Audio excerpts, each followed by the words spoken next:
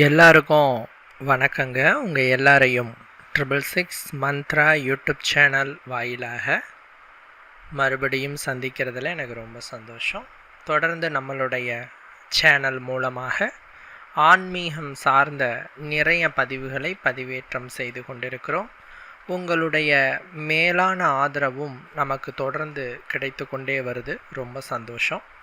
அந்த வகையில் இன்னைக்கு இந்த வீடியோவில் பார்க்கக்கூடிய தகவல் என்ன அப்படின்னு கேட்டிங்கன்னா, வரக்கூடிய இந்த அக்னி நட்சத்திர காலத்தில் இந்த தானியங்களை எல்லாம் நீங்கள் வாங்கி வைத்து விட்டீர்கள் அப்படின்னு சொன்னால் அல்ல குறையாத அளவிற்கு செல்வ வளம் உங்களுடைய வீட்டில் சேர்ந்து கொண்டே இருக்கும். அது என்னென்ன தானியம், அந்த தானியங்களுக்கு உண்டான சிறப்புகள் என்ன, யாரெல்லாம் எந்த மாதிரி தானியத்தை வாங்கணும் அப்படிங்கிறத இந்த வீடியோவில் நான் சொல்கிறேன். கொஞ்சம் பதிவை முழுமையாக பாருங்கள், சரிங்களா? அதாவதுங்க, அக்னி நட்சத்திர காலமாகப்பட்டது மே மாதம் 4ஆம் தேதி தொடங்கி மே மாதம் 28ஆம் தேதி வரை இருக்குது. டோட்டலாக 25 நாட்கள் அக்னி நட்சத்திர காலம் அப்படின்னு சொல்கிறோம். ஜோதிட ரீதியாக சொல்லணும்னா, சூரியன் பரணி நட்சத்திரம் 3ஆம் பாதத்தில் நுழைந்து நெருப்பு நட்சத்திரமாகிய கிருத்திகை நட்சத்திரத்தை முழுமையாக கடந்து ரோஹிணி நட்சத்திரத்தின் முதல் பாதம் வரை பயணிக்கும் காலத்தை தான் நாம் அக்னி நட்சத்திர காலம் அப்படின்னு சொல்கிறோம். இந்த காலத்தில் நெருப்பின் அதிபதி என்று சொல்லக்கூடிய அக்னி தேவர் தன்னுடைய முழு பலத்தையும் வெளிப்படுத்துவார். அதனால தான் சூரியன் பார்த்திங்கன்னா வழக்கத்தை மீறி ரொம்ப அதிக வெப்பத்தை வெளிப்படுத்துகிற காலமாக இந்த அக்னி நட்சத்திர காலமாகப்பட்டது இருக்குது. ஜோதிட ரீதியாக இந்த அக்னி நட்சத்திர காலத்தை சுபகாரியங்கள் செய்யக்கூடாத காலம் என்று சொல்லுகிறோம். குறிப்பாக சொல்லணும்னா, திருமணம், கிரகப்பிரவேசம், பூமி பூஜை, மரம் வெட்டுதல், விதை விதைத்தல் ஆகிய சுபகாரியங்களை செய்வதற்கு ஏற்புடைய காலமாக இது இல்லை அப்படின்னு சொல்கிறாங்க. இந்த அக்னி நட்சத்திர காலத்தில் சில ராசியினர் கொஞ்சம் உஷாராகவும் இருக்கணும். ஏன்னா எல்லோருக்கும் எல்லா காலமும் சாதகமாக வருவதில்லை. இன்னைக்கு நமக்கு வெற்றினா நாளைக்கு நம்மளுக்கு தோல்வி. ஒரு தீபம் ஏற்றப்படுது அப்படின்னு சொன்னால் ஃபஸ்ட் அப்படியே மெல்லமாக அப்படியே பார்த்திங்கன்னா திரியில் பற்றும் அப்படியே கொழுந்து விட்டு எரியும். அப்படியே எண்ணெய் தீர அப்படியே டிம்மாய் அணைஞ்சிரும். இதுதான் எல்லாத்துக்குமே. ஆதி இருந்தால் அந்தம் உண்டு. அது மாதிரி ஒரு கட்டத்தில் வெற்றினா ஒரு கட்டத்தில் தோல்வி.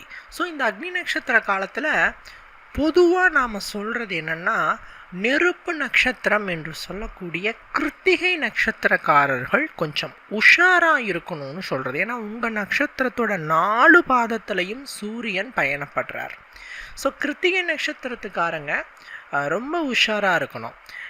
இன்னும் சொல்லப்போனால் இது முருகப்பெருமானினுடைய நட்சத்திரமாக வருது. முருகப்பெருமானினுடைய தோற்றம் அந்த தீப்பிழம்புகளிலிருந்து உருவானது. அந்த தீப்பிழம்புகளை காக்கும் அந்த பொறுப்பை அக்னி தேவர் ஏற்றுக்கொள்கிறார். அதனால தான் இந்த தீப்பிழம்புகளை பெற்ற அக்னி தேவர் இந்த அக்னி நட்சத்திர காலத்தில் தான் அந்த செயலை செய்கிறாரு. ஸோ அதனால தான் ஹீட் ரொம்ப அதிகமாக இருக்குன்னு புராண கதை இருக்குது. அந்த தீப்பிழம்புகளை பாதுகாக்க எண்ணற்ற இன்னல்களை சந்திக்கிறார்கள் இந்த தேவர்கள். அதாவது பார்த்திங்கன்னா, சூரனை வதம் செய்யறதுக்கு முருகப்பெருமான் அவதரிச்சே ஆகணும். ஸோ அதனுடைய கருவாக இருக்கிறது அந்த தீப்பிழம்புகள். அதை காப்பாற்றுறதுக்கு இந்த அக்னி தேவர், கங்கை போன்ற எண்ணற்ற தேவர்கள், கடவுள்கள் முயற்சி பண்ணுறாங்க. ஸோ இந்த கிருத்திகை நட்சத்திரத்தை காப்பாற்றுறதுக்கு அவ்வளோ ஒரு இது ஏற்பட்டுக்கிட்டே இருக்குது. கிருத்திகை நட்சத்திரத்தில் அவதரித்த முருகப்பெருமானை. ஸோ இதே இன்னல்களும் தடைகளும் கிருத்திகை நட்சத்திரக்காரங்களுக்கு பொதுவாக இந்த அக்னி நட்சத்திர காலத்தில் ஏற்படலாம். நாம் என்ன சொல்கிறோம் அப்படின்னு கேட்டிங்கன்னா, பொதுவாக இந்த காலத்தில் கிருத்திகை நட்சத்திரக்காரங்களும் சரி, பரணி நட்சத்திரமும் சரி, பிகாஸ் பரணி நட்சத்திரம் 3ஆம் பாதத்தில் தான் அக்னி நட்சத்திரம் ஸ்டார்ட் ஆகுது. ஸோ உங்களுக்கும் அந்த தாக்கம் உண்டு.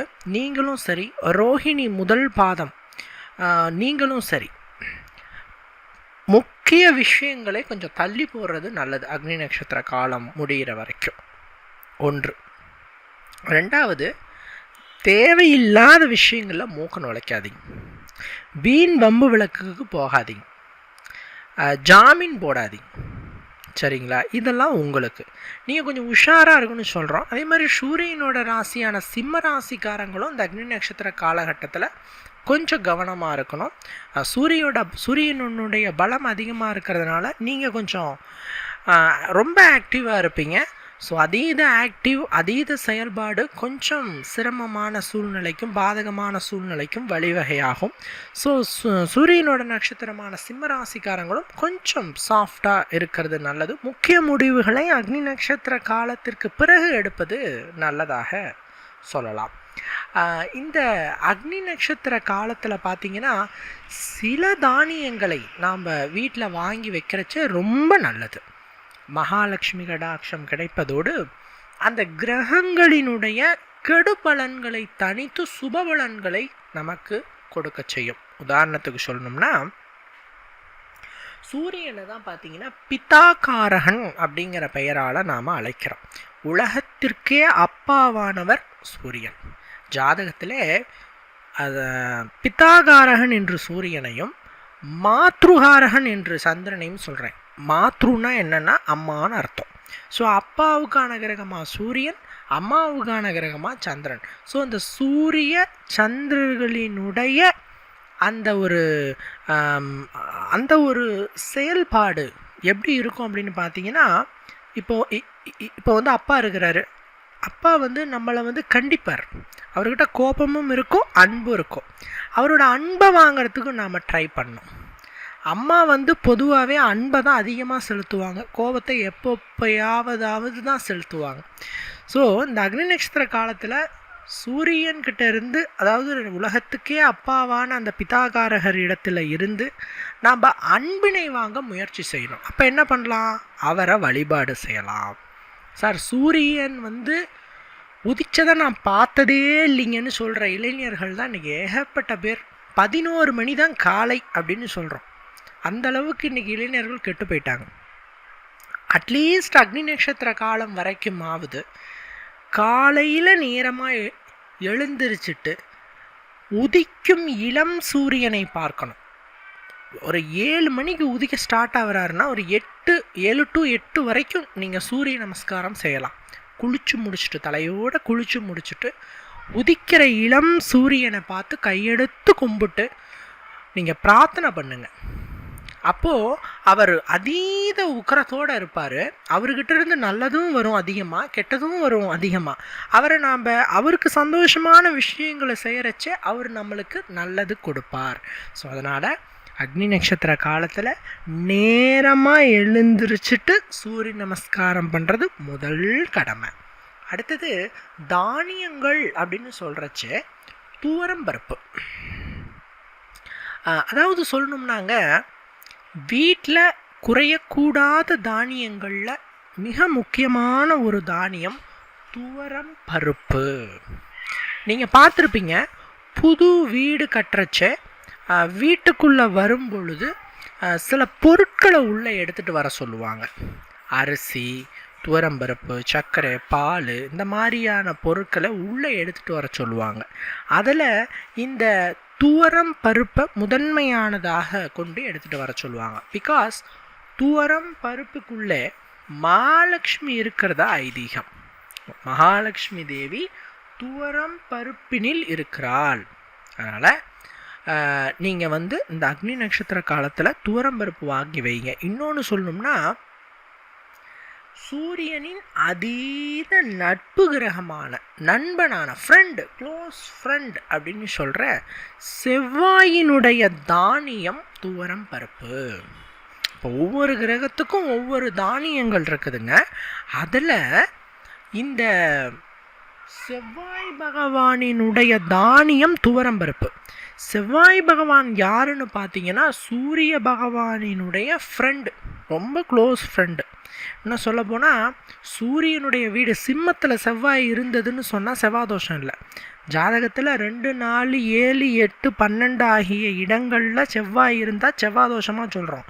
ஆனால் அந்த செவ்வாய் சிம்ம வீட்டில் இருந்ததுன்னு வைங்க, செவ்வாதோஷம் இல்லை. நீங்கள் ஒருவேளை சிம்ம ராசிலேயோ சிம்ம லக்னத்திலேயோ பிறந்திருந்தீங்கன்னா உங்களுக்கு செவ்வாதோஷம் இருந்தாலும் அது இல்லாத மாதிரி தான் கணக்கு. ஏன் அப்படி சொல்கிறோம்னா, சூரியனினுடைய ஆதிக்கம் பெற்ற ராசியையோ லக்னத்தையோ வீட்டையோ நட்சத்திரத்தையோ செவ்வாய் பாதகம் செய்வது இல்லை, தோஷம் ஏற்படுத்துவது இல்லை. அந்த அளவுக்கு இருவரும் தீவிர நட்பு கிரகங்கள், செவ்வாயும் சூரியனும். சரிங்களா? ஸோ மறக்காமல் துவரம்பருப்பு அவருடைய காரகம் பெற்ற அவருடைய தானியமான செவ்வாயின் தானியமான துவரம்பருப்பை நீங்கள் என்ன பண்ணணும், வாங்கி வீட்டில் வையுங்க. இந்த அக்னி நட்சத்திர காலத்தில் நீங்கள் அதை வாங்கிட்டு வச்சு சமைச்சு வச்சுக்கலாம். நீங்கள் வந்து சமைக்கிறதுக்கு எடுத்துக்கலாம். இந்த வாங்கி வைக்கிறதுங்கிறது அப்படியே வச்சுக்கிறது இல்லை, நீங்கள் அதை சமைக்கிறதுக்கு தாராளமாக யூஸ் பண்ணிக்கலாம். சரிங்களா? அது எந்த பிரச்சனையும் இல்லை. அடுத்தது குபேர ராசிகள் என்று சொல்லக்கூடிய சில ராசிகள் இருக்கிறாங்க. அவங்க குபேர பகவானை ஈர்ப்பதற்கான தானியங்களை வாங்கி வச்சுக்கலாம். சரிங்களா? உதாரணத்துக்கு சொல்லணும்னா ரிஷப ராசி, கடக ராசி, துலா ராசி, தனுசு ராசி, மேசம் ராசி, இந்த 5 ராசின்னு பார்த்தீங்கன்னா குபேரருக்கு ரொம்ப உகந்த ராசிகள் அப்படின்னு சொல்கிறோம். இந்த குபேரருக்கு உகந்த இந்த 5 ராசிகளும் நவதானியத்தை வாங்கி வீட்டில் வைக்க வேண்டும்.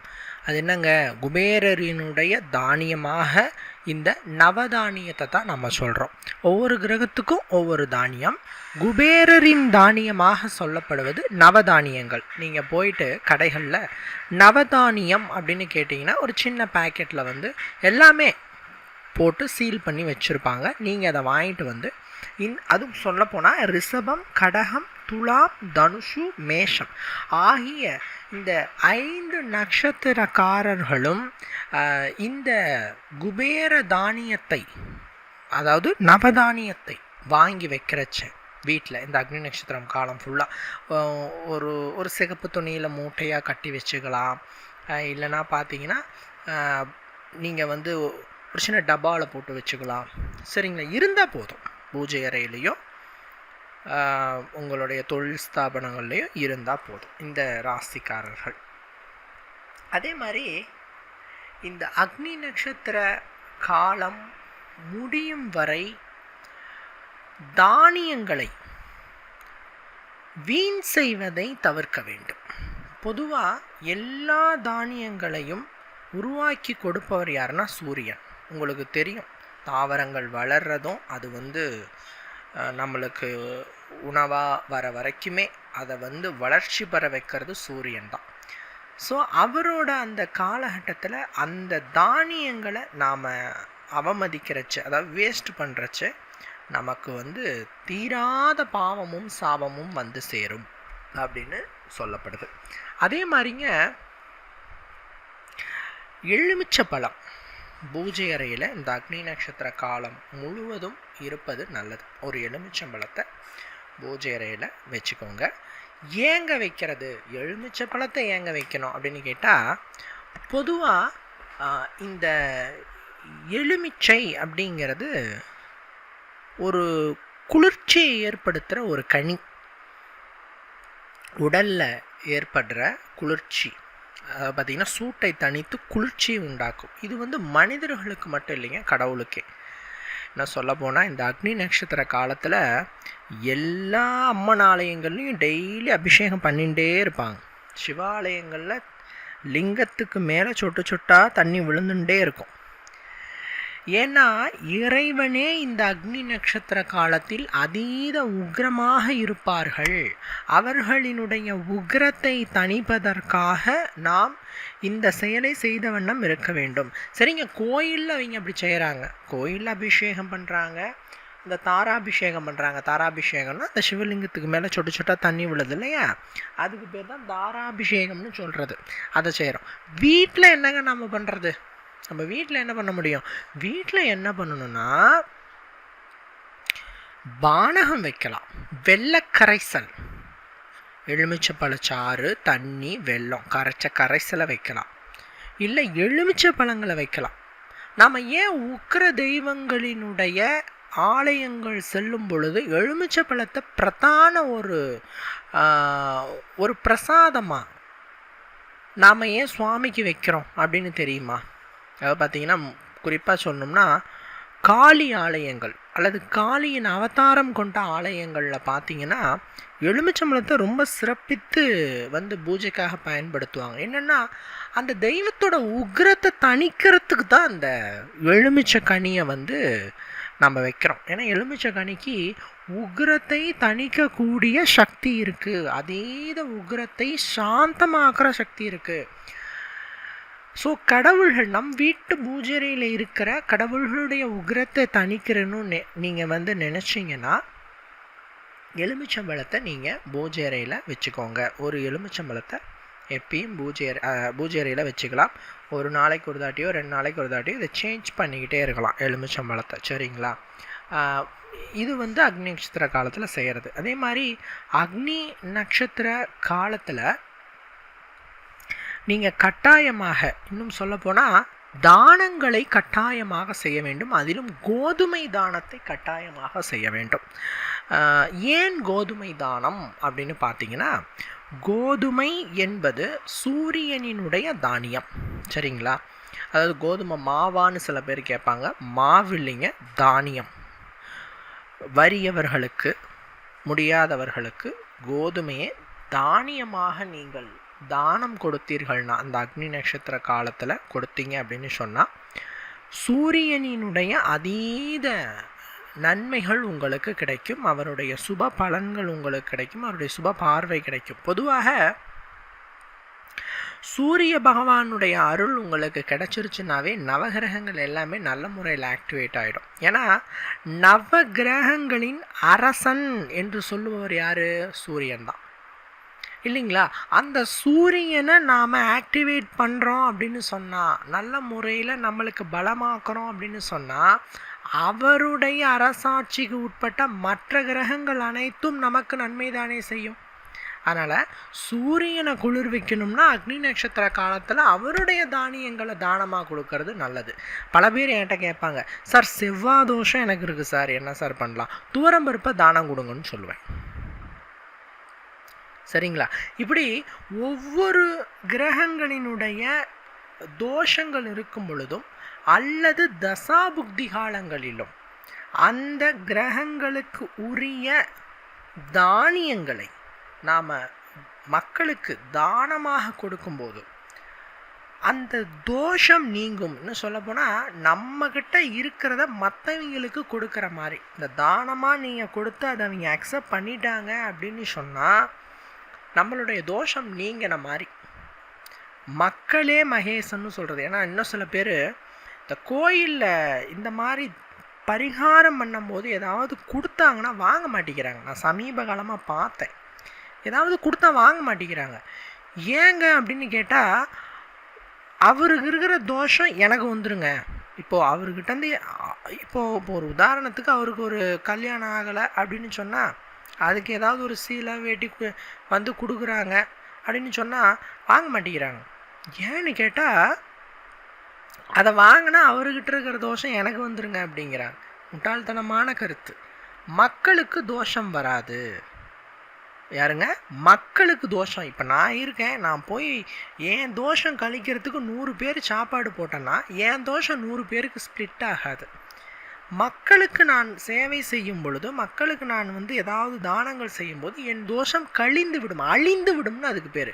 கழிப்பது அப்படின்னு சொல்லுவாங்க. தோஷம் கழிக்கிறதுன்னு பேர். தோஷத்தை பரிமாற்றுவதுன்னு அதுக்கு பேர் இல்லை, தோஷத்தை கழிப்பது. கழிப்பதுன்னா அழிப்பதுன்னு அர்த்தம். அழிஞ்சு போயிடும், ஸ்பிளிட்லாம் ஆகாது. உங்களுக்கு இருக்கிற பாவம் நீங்கணும்னா மக்களுக்கு யாராவது ஒருத்தருக்கு மட்டும் பண்ணுறேன், நான் அன்னதானம் பண்ணுறேங்க, ஒருத்தர் மட்டும் இருக்கிறாருங்க, அவருக்கு மட்டும் நான் சாப்பாடு போடுறேங்க, அதுதான் அன்னதானம்னா உங்ககிட்ட இருக்கிறது அவருக்கு போய்டும், நான் ஒத்துக்கிறேன். பட் நீங்கள் ஒரு 5 பேத்துக்கு போடுறீங்க, 10 பேத்துக்கு போடுறீங்கன்னா ஒன்றுக்கும் மேற்பட்டவர்களுக்கு நீங்கள் அதை கொடுக்கும் போது அவர்கள் மக்களாக வராங்க, ஜனங்களாக வராங்க, அவங்களுக்கு அது தோஷம் போகாது. தயவு செஞ்சு அப்படிப்பட்ட தவறான கருத்தை எடுத்துக்காதீங்க, தோஷம் கழிந்து விடும். சரிங்களா? அதனால் சூரியனுடைய தானியமான கோதுமையை நீங்கள் இந்த அக்னி நட்சத்திர வேலையை தானமாக கொடுக்குறச்ச உங்களுக்கு சூரிய பலம் அதிகரிக்கும். ஸோ இந்த அக்னி நட்சத்திர காலத்தில் இத்தனை விஷயம் இருக்குது. முடிஞ்ச அளவுக்கு எல்லாம் செய்யுங்க, பலனடைங்க. மற்றொரு வீடியோவில் உங்களை நான் சந்திக்கிறேன். நன்றி, வணக்கம்.